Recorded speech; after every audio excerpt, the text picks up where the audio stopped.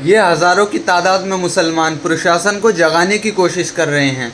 उस प्रशासन को जिसे सिर्फ मुसलमानों की ही गलतियां दिखती हैं, जिसे सिर्फ मुसलमानों के ही जुर्म दिखाई देते हैं। अब होता कुछ ये है कि कुछ बजरंग दल के गुंडे लोग एक मुसलमान लड़के को भोपाल में ये कहकर जलील करते हैं बीच रोड पर, ओए बुला अल्लाह, तेरा सोया हुआ अल्लाह नहीं आएगा, उठ के बुला अल्लाह को तेरी भी।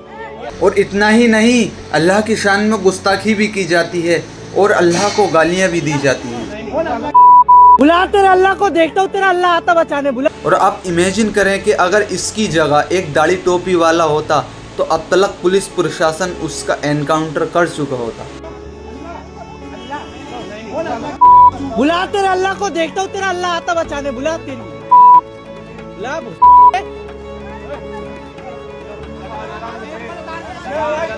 ओए बुलाना अल्लाह को, बुला, बुला तेरे अल्लाह को।